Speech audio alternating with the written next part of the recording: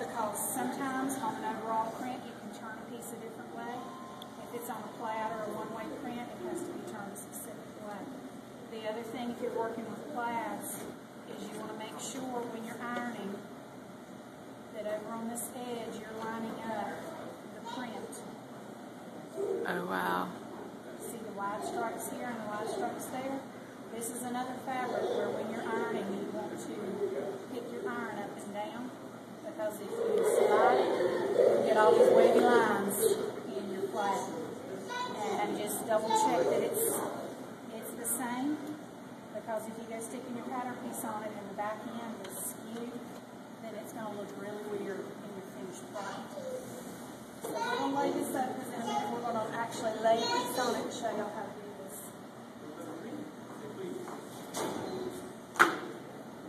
On every pattern you get, you have instruction pages.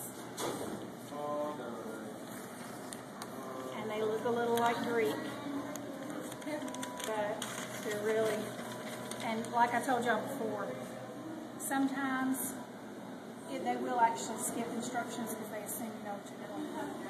So the patterns, depending on the pattern, it'll look different. This is a modern pattern.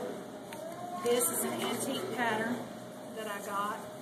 So its instruction sheet looks a little bit different. And then you will sometimes get specialty patterns that you order that come with completely different looking instructions.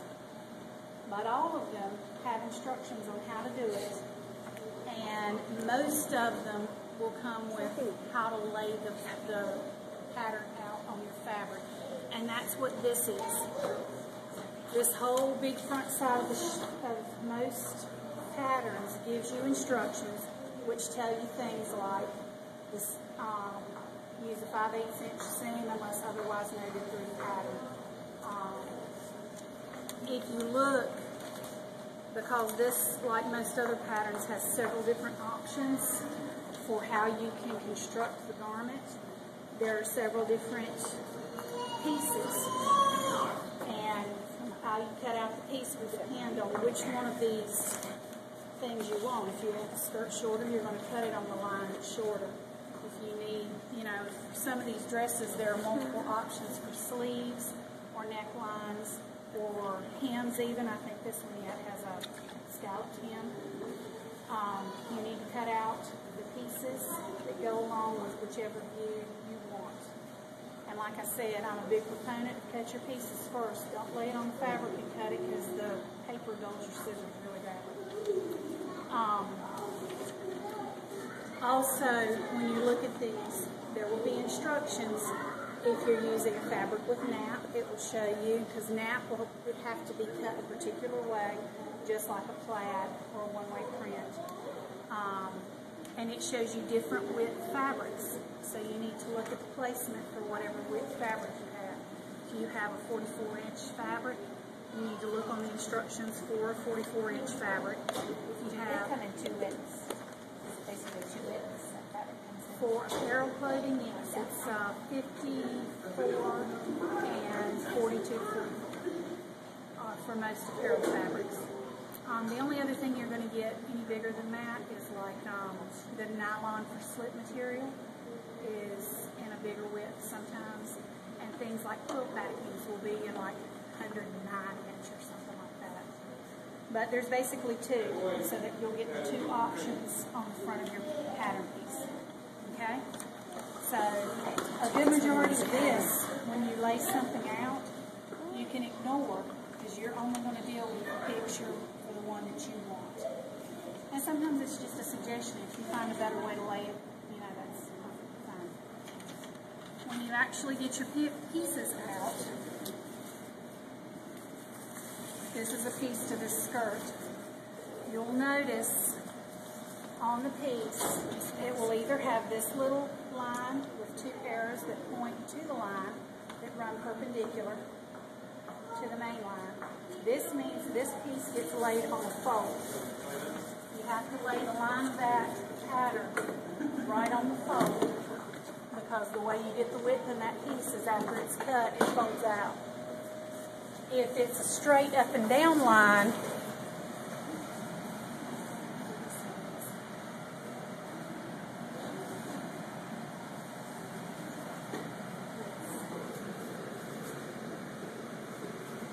you can't really see it because this piece is shorter. We shortened it. But the grain line is right here. It's straight up and down. Lots of times they will have arrows on the end. But this grain line means this piece, since it doesn't point perpendicularly anywhere, can lay out away from the fold of the fabric.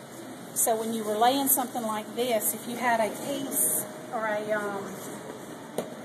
pattern that has a fold line and then just a regular grain line, you would lay it out here. And that's how you make the best use of the fabric. Other lines on these, or other markings, see right here for petite. If you need to shorten something, you just fold it up. This one was already shortened. It's folded up, and because I use this for the same kit all the time, it's taped permanently. The line right here. No, it shows you the arrow. You fold that bottom arrow up to the top arrow. You don't have to do it with people. And then you lay it down. Unless you make it something for me. Okay? And lots of times I will just draw. I'll move this and draw the line because you're going to have a little lip there that you don't want to cut with your scissors. After you have laid your piece out, everywhere you have a little mark, like right here or right here, on sleeves, collars, and things, they'll often have dots. You need to mark those before you take your pattern piece off of the fabric. You need to mark all of these little marks because these will tell you where to line other pieces up when you go to construct it. They'll tell you. What do you mean mark? You want to see? Take a pencil. You don't notch it. You don't notch it with scissors. I don't notch it. Oh, I you just don't? no. Okay. I thought you were supposed to. Okay. Well, I think you are, but I don't see any reason in adding a notch that you just have to make sure you sew around. So I just take a pencil and mark it, and then do you line it just up. lift it up and just trace Yep, it? I just lift it up and draw a little line right where it is, right in the middle. That's what I wanted. And then I don't So have you to don't worry even about make that. the triangle shape, you just draw a line. I don't make a triangle shape. I just draw a line right in the middle where the triangle is. It will get you close enough. You just draw a line right now. You don't draw the triangle. Nope, don't draw the triangle. Line right in the middle of the triangle, you know that that's where you need to notch it. That on the Okay. back? No, you don't. I don't notch it. That's just a line that stays there. So on the other Instead piece, of lining up notches, she's lining up her lines. I'm lining up my lines. Why would you notch it anyway? See, I don't see why either. It's one of those things that I totally ignore the rules on Okay. because it'll tell you to cut the notches, and to me, why? I thought it was where something went into something. And see, I just follow directions, so I've always notched. Yeah. Yep. She got to be a rebel, Terry. There is a good thing to be a rebel. I don't ever notch it. This piece will go, actually, if I'm not mistaken, this piece lines up with a mirror image of its own piece because it's like a board skirt. So when you cut the other piece of this, the two lines for the skirt will just match up together. And then you know that it should stitch right down. Okay? This folding thing, you just Fold up. there, fold up. Yes, these line says go up. So you take this bottom line and you fold it up to Oh, and that's going to make this shorter top down. line. Right. And would you tape it or would you pin it or what? I tape it. Okay. If it's going to be for one person, I do all the time, and she's grown and is not going to get any taller, I just tape it. Oh, well, thanks. So, That makes sense. and then I'm done with it. Are you grown? You're grown, right? I don't think I'm growing. Growing, and yeah, I'm not going to grow no more. Of course, this was for a long. Yeah. This was for a long dress. You know, if you wanted to dress shorter to begin with, cutting a shorter line would probably help. But we wanted a long dress, but her torso was a little shorter, so we should work. So,